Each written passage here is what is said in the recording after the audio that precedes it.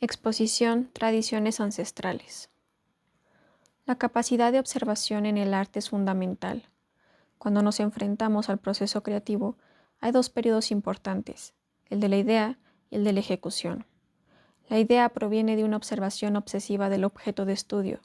Puede ser desde algo simple como una manzana hasta algo más complejo como un imaginario, y la ejecución es el resultado de esa observación, lograda a partir de años de práctica y estudio. Cuando un artista utiliza estas virtudes para penetrar en lo profundo del alma, es entonces que nacen los representantes de un periodo histórico, de una cultura, y que al pasar de los años nos seguimos inspirando en ellos, tomando y adaptando su obra para hacerla propia.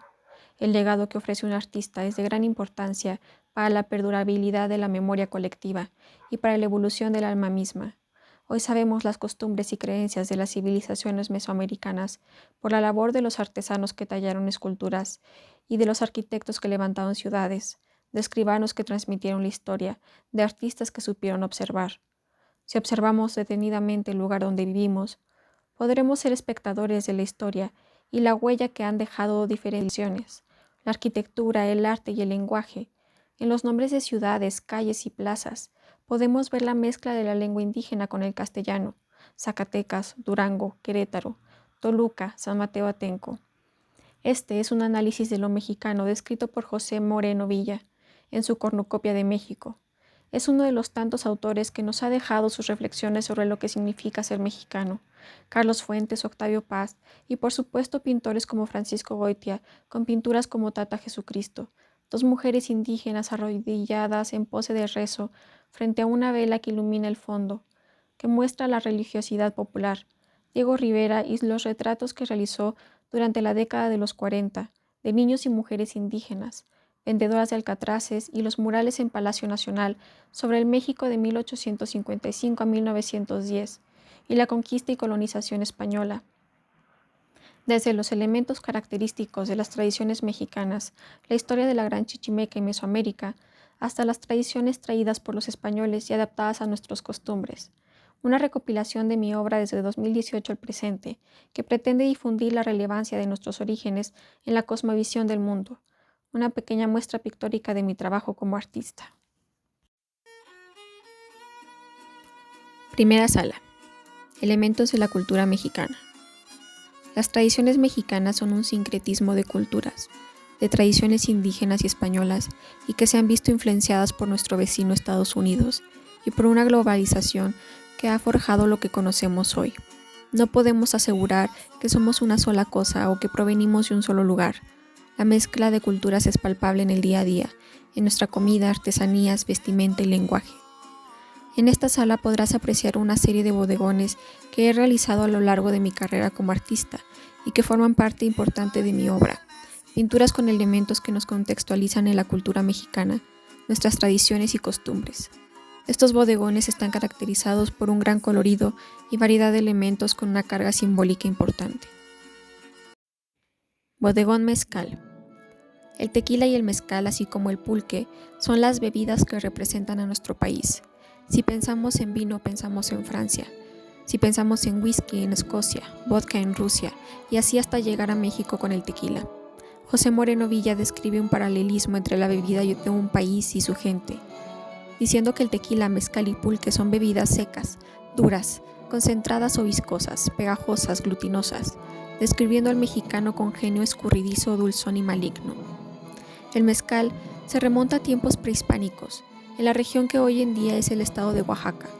Las antiguas civilizaciones indígenas, como los zapotecos y mixtecos, utilizaron el agave, una planta nativa de la región, para elaborar bebidas fermentadas. En este bodegón podemos observar varios elementos dispuestos en una mesa que representan la degustación de un mezcal. El primer elemento que nos compete es la jícara, del náhuatl xicali. Es una vasija pequeña utilizada para tomar líquidos. Están hechas del fruto del árbol cuatecumate. Es una de las mejores formas de degustar el mezcal, ya que son copas de boca ancha, lo cual ayuda a la oxigenación del mezcal, a que conserve su temperatura y apreciar el aroma del destilado. A la derecha encontramos un salero de barro rojo pintado a mano. En México la alfarería es uno de los oficios más antiguos. Las primeras piezas de este material fueron elaboradas en el periodo de Monte Albán, en tonos grisáceos mate. También se encontraron vestigios de este material en las culturas zapoteca y mixteca de los valles centrales. En el bodegón también podemos encontrar una ánfora metálica cuyo auge fue en el siglo XVIII en Estados Unidos, y un caballito haciendo referencia a la mezcla de las costumbres de ayer y hoy, la popularización del uso de vasos de cristal y los elementos con que tradicionalmente se toma el mezcal. Bodegón Día de Muertos. Somos un pueblo ritual. Para los mexicanos antiguos, la oposición entre vida y muerte no era tan absoluta como lo es ahora. La vida se prolongaba en la muerte, y a la inversa. La muerte no era el fin natural de la vida, sino fase de un ciclo infinito. Nuestros antepasados indígenas no creían que su muerte les pertenecía, como jamás pensaron que su vida fuera realmente su vida en el sentido cristiano de la palabra. Octavio Paz.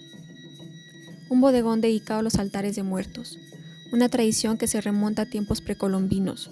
En la parte derecha de la pintura, una calaverita de azúcar que tiene su origen en el Tzompantli, altar utilizado en la antigüedad en el que se colocaban cráneos como recuerdos de los seres queridos que fallecían. Era común conservar cráneos y mostrarlos durante los rituales que simbolizaban el término de un ciclo. A la llegada de los españoles, los rituales que iban en contra de los preceptos de la religión católica fueron prohibidos y en muchos casos se sustituyeron por otros, como es el caso del uso de cráneos en los altares. En el centro de la pintura una vela encendida. Es una guía para que las ánimas puedan llegar a sus lugares. En varias comunidades indígenas, cada vela representa un difunto. Todos los elementos se encuentran dispuestos sobre papel picado, originario de China. Se exportaba a México y para el siglo XX se comenzó a poner en las ofrendas como símbolo del viento. El papel en sí es una especie de canal comunicativo entre la vida y la muerte. En la antigua Mesoamérica se utilizaba el papel de amate y era considerado un material procedente de los dioses. Esto es porque el amate era un árbol relacionado con el inframundo, ya que se decía que a través de él se podía llegar al mundo de los muertos.